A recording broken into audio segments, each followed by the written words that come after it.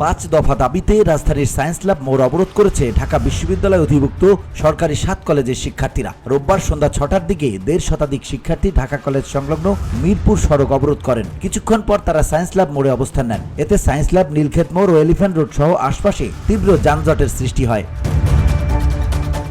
জানা গেছে, 7 কলেজের ভর্তির আসন কমানো সহ 5 দফা দাবি নিয়ে আলোচনা করতে গেলে ঢাবির প্রভিসি এবং কয়েকজন শিক্ষক 7 কলেজের অর্ধ শতাধিক শিক্ষার্থীকে তৎক্ষণাৎ করে বের করে দেয়। এর প্রতিক্রিয়ায় অবরোধ করেছেন তারা।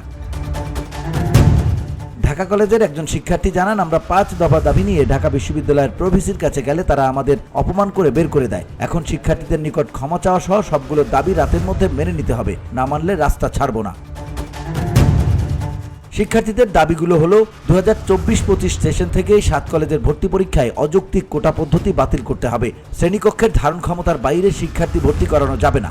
শিক্ষক শিক্ষার্থী অনুপাত বিবেচনায় নিয়ে শিক্ষার্থী ভর্তি করতে হবে। নেগেটিভ মার্ক যুক্ত করতে হবে। 7 কলেজের ভর্তি ফির স্বচ্ছতা নিশ্চিতে মন্ত্রণালয়ে গঠিত বিশেষজ্ঞ কমিটির সঙ্গে সমন্বয় করে ঢাবি ব্যতীত নতুন অ্যাকাউন্টে ভর্তি ফির টাকা জমা রাখতে হবে।